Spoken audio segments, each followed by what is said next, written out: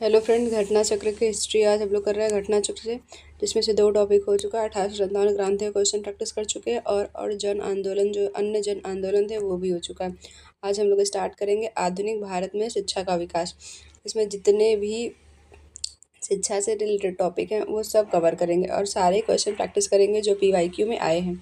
ये हर एक एग्ज़ाम के लिए इंपॉर्टेंट होगा जिसमें मॉडर्न हिस्ट्री पूछा जाता है, जैसे BPSC, UPSI, यूपी पुलिस, जितने भी मतलब एग्ज़ाम में मॉडर्न हिस्ट्री से क्वेश्चन पूछा जाता है उसमें से ये सब क्वेश्चन ज़रूर रिपीट होता है। चलिए स्टार्ट करते हैं, क्वेश्चन प्रैक्टिस करेंगे अब। भारत में अंग्रेज़ों ने प्रथम मदरसा कहाँ स्थापित किया था? मद्रास में। मदरसा कहाँ था? मद्रास में, बम्बई में, अलीगढ़ में, कलकत्ता में। सही आंसर हो जाएगा कलकत्ता में। और सबसे पहले वॉरेन हेस्टिंग ने कलकत्ता में मदरसा स्थापित किया था। ये UPPSC 2006 में पूछा गया था, 1780 में। इसका डेट याद रख लीजिएगा, ईयर 1780 में वॉरेन हेस्टिंग ने कलकत्ता में मदरसा की स्थापना करी थी। एशियाटिक सोसाइटी ऑफ बंगाल के संस्थापक कौन थे? Sir William Jones, Wilkins, Max Muller, James Prinsep. ये देखिए कितने एग्जाम में पूछा है, RAS, UPPCS मेंस में, छत्तीसगढ़ PCS में, UPPCS स्पेशल में। इसका सही आंसर हो जाएगा सर विलियम जोन्स ने एशियाटिक सोसाइटी ऑफ बंगाल की स्थापना करी थी। 1784 में हेस्टिंग के सहयोगी सर विलियम जोन्स ने एशियाटिक सोसाइटी ऑफ बंगाल की स्थापना की थी ताकि एशिया के सामाजिक तथा प्राकृतिक इतिहास, पुरातत्व संबंधी कला, विज्ञान तथा साहित्य का अध्ययन किया जा सके। 1791 में बनारस के ब्रिटिश रेजिडेंट जोनार्थन डंकन के प्रयत्नों के फलस्वरूप बनारस में एक संस्कृत कॉलेज खोला गया था। इसमें ये याद रखिएगा कि इनके प्रयास से बनारस में एक संस्कृत कॉलेज खोला गया था और एशियाटिक सोसाइटी ऑफ बंगाल की स्थापना सर विलियम जोन्स ने करी थी। और ये क्यों करी गई थी, इसका उद्देश्य क्या था? ये सब अध्ययन करना, प्राकृतिक इतिहास, सामाजिक, पुरातत्व संबंधी कला, विज्ञान, साहित्य, ये सब का अध्ययन करने के लिए ये खोला गया था। आगे बढ़ते हैं। वाराणसी में प्रथम संस्कृत महाविद्यालय की स्थापना किसने की थी? जोनार्थन डंकन ने की थी। जोनार्थन डंकन। इसका सही आंसर ए हो जाएगा, इसको याद रखिएगा। निम्नलिखित में से किसे पेरिश ऑफ रॉयल एशियाटिक सोसाइटी की सदस्यता प्रदान की थी? दादाभाई नौरोजी, माइकल मधुसूदन दत्त, राजा राम मोहन राय, विवेकानंद। इसका सही आंसर हो जाएगा माइकल मधुसूदन गुप्त दत्त को एशियाटिक सोसाइटी की सदस्यता प्रदान की गई थी। इसका सही आंसर भी हो जाएगा। नेक्स्ट क्वेश्चन है, निम्नलिखित अंग्रेजों में से कौन था जिसने सर्वप्रथम भगवद गीता का अंग्रेजी में अनुवाद किया था? William Jones, Charles Wilkins, Alexander कर्निगम, जॉन मार्शल। सही आंसर हो जाएगा चार्ल्स विल्किंस ने भगवद गीता को अंग्रेजी में अनुवाद किया था। निम्नलिखित में से किसने कालिदास की प्रसिद्ध रचना शकुंतला का पहली बार अंग्रेजी में अनुवाद किया था? चार्ल्स विल्किंस ने, हेनरी कोलब्रुक ने, योहान वोल्फगांग ने, सर विलियम जोन्स ने। सही है, इसका सही आंसर हो जाएगा सर विलियम जोन्स ने कालिदास द्वारा रचित शकुंतला को पहली बार अंग्रेजी में अनुवाद किया था। सही आंसर हो जाएगा डी। सर विलियम जोन्स ने हेस्टिंग के समय में कलकत्ता उच्चतम न्यायालय के न्यायाधीश रह चुके थे और इनकी प्रेरणा पर 1784 में एशियाटिक सोसाइटी की स्थापना की थी। ये स्वयं इसके सभापति थे, इसको याद रखिए। अभिज्ञान शकुंतलम का इन्होंने अनुवाद किया है अंग्रेजी में। ब्रिटिश सरकार के किस अधिनियम ने सबसे पहली बार भारत में शिक्षा के 1 लाख रुपए दिए थे? वुड डिस्पैच 1854, चार्टर अधिनियम 1813, चार्टर अधिनियम 1853 और भारत परिषद अधिनियम 1892। सही आंसर हो जाएगा चार्टर अधिनियम 1813 के द्वारा 1 लाख रुपए भारत को शिक्षा के लिए दिया गया था। चार्टर अधिनियम के तहत कंपनी ने पहली बार शिक्षा के प्रति सरकारी उत्तरदायित्व उठाया था और उसमें 1 लाख रुपए दिया था। अब ये वुड डिस्पैच के बारे में कथन है। पहला है, सहायता अनुदान व्यवस्था ग्रांट्स एंड एड्स शुरू की गई थी। विश्वविद्यालय की स्थापना की सिफारिश करी गई थी। शिक्षा के सभी स्तरों पर शिक्षण माध्यम के रूप में अंग्रेजी की सिफारिश की गई थी। इसमें पूछ रहा है कि कौन सा आंसर सही है, वुड डिस्पैच में क्या क्या था? इसका सही आंसर हो जाएगा ए और बी, मतलब एक और दो सही है। सहायता अनुदान व्यवस्था की गई थी वुड डिस्पैच में और विश्वविद्यालयों की स्थापना की सिफारिश भी करी गई थी, तो सही आंसर ये हो जाएगा। और वुड डिस्पैच 1854 में आया था। देख लेते हैं। वुड डिस्पैच को कहते हैं वुड घोषणा पत्र भी कहते हैं। ब्रिटिश ईस्ट इंडिया कंपनी के बोर्ड ऑफ कंट्रोल के अध्यक्ष चार्ल्स वुड द्वारा 1854 में जारी किया गया था। इस घोषणा पत्र में भारतीय शिक्षा पर एक व्यापक योजना प्रस्तुत की गई थी। पूछा जाएगा कि जो वुड डिस्पैच था वो किससे संबंधित है, शिक्षा से, सेना से, बहुत सारा ऑप्शन देके वो शिक्षा से संबंधित होगा, टिक शिक्षा पे लगेगा। उसके बाद इस घोषणा पत्र में शिक्षा के उद्देश्य, माध्यम, सुधारों आदि पर विचार किया गया था और इस घोषणा पत्र को भारत में अंग्रेजी शिक्षा का मैग्ना कार्टा कहा गया है। इसको याद रखिएगा, पूछा जाएगा कि भारत में अंग्रेजी शिक्षा का मैग्ना कार्टा किसे कहा था, वो वुड डिस्पैच को। इसका ईयर 1854 है, इसको भी याद रखिएगा। ये क्वेश्चन है बीपीएससी 2023 में पूछा गया था, 59वें में पूछा था।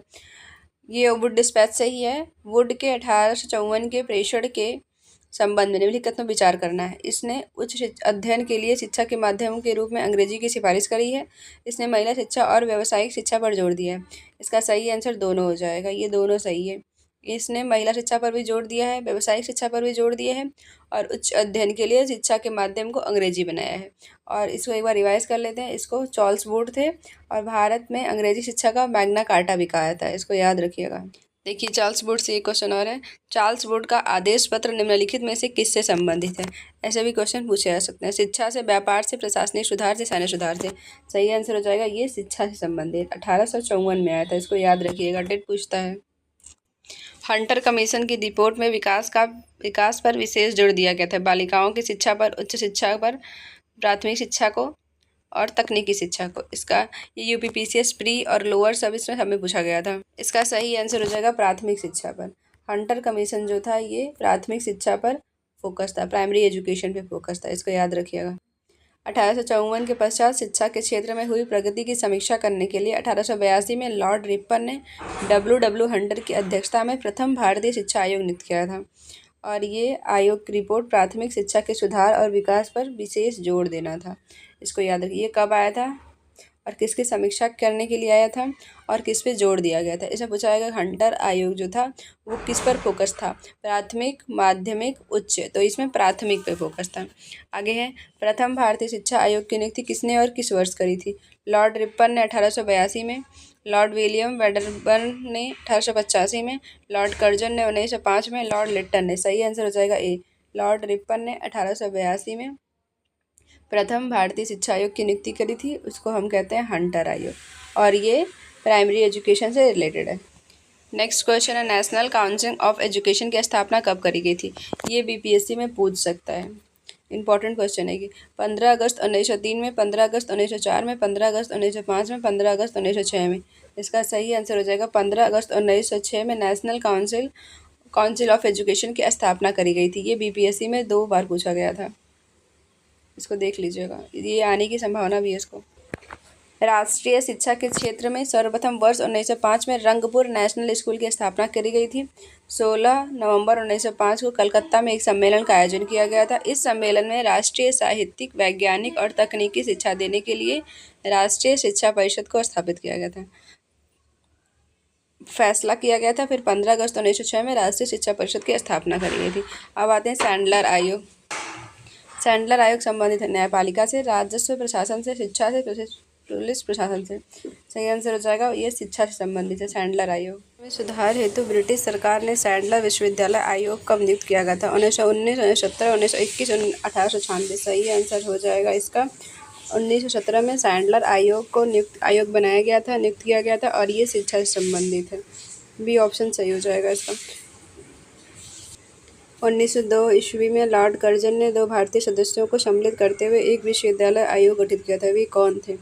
वे डी सैयद हुसैन बिलग्रामी और न्यायमूर्ति गुरुदास बनर्जी थे। इसका सही आंसर हो जाएगा डी। 1902 में लॉर्ड कर्जन ने एक विश्वविद्यालय आयोग गठित किया था जिसमें 2 भारतीय थे, बिलग्रामी और गुरुदास बनर्जी। ये बीपीएससी 2020 में पूछा गया था। लॉर्ड मैकाले संबंधित है सेना के सुधार से, सती प्रथा की समाप्ति से, अंग्रेजी शिक्षा से, स्थायी बंदोबस्त से। सही आंसर हो जाएगा अंग्रेजी शिक्षा से लॉर्ड मैकाले संबंधित थे। भारत के औपनिवेशिक काम के अधोमुखी निस्यंदन सिद्धांत किस क्षेत्र से संबंधित है। रेल, सिंचाई, शिक्षा, गरीबी हटाओ। सही आंसर हो जाएगा बी, शिक्षा से संबंधित है। भारत की शैक्षणिक नीति में फिल्ट्रेशन थ्योरी के प्रतिपादक थे। चार्ल्स वुड, मैकाले, जेएस मिल, कॉर्नवालिस। सही आंसर हो जाएगा मैकाले जो थे फिल्ट्रेशन थ्योरी के प्रतिपादक थे, इसको याद रखिएगा। भारत में आधुनिक शिक्षा प्रणाली की नींव किसने रखी थी। 1813 का चार्टर अधिनियम, 1835 के मैकाले के स्मरण पत्र, 1882 के हंटर आयोग, 1854 के बोर्ड स्पेस। सही आंसर हो जाएगा बी। मैकाले का स्मरण पत्र जो था वो आधुनिक शिक्षा प्रणाली की नींव रखी गई थी इसके द्वारा। निम्नलिखित में से किसने भारत में अंग्रेजी शिक्षा की नींव पढ़ी थी? 1813 का charter act, general committee of public instruction 1823, प्राच्यविद और आंग्लविद विवाद। इसमें पूछ रहा है कि कौन से ऐसे एक्ट है जिससे अंग्रेजी शिक्षा की नींव पड़ी थी। तो ये तीनों एक्ट के द्वारा अंग्रेजी शिक्षा की नींव पड़ी थी। किसके शासनकाल में भारत में अंग्रेजी शिक्षा आरंभ की गई थी? Lord William Bentinck, Hardinge, Minto Dalhousie. सही आंसर हो जाएगा विलियम बेंटिक के द्वारा अंग्रेजी शिक्षा आरंभ करी गई थी। भारत में प्रथम 3 विश्वविद्यालय की स्थापना किस वर्ष की गई थी? 1857 में, 1881 में, 1885 में, 1905 में। 1905 में। सही आंसर हो जाएगा 1857 में विश्वविद्यालय प्रथम 3 विश्वविद्यालय की स्थापना की गई थी, कलकत्ता, मद्रास और बम्बई में।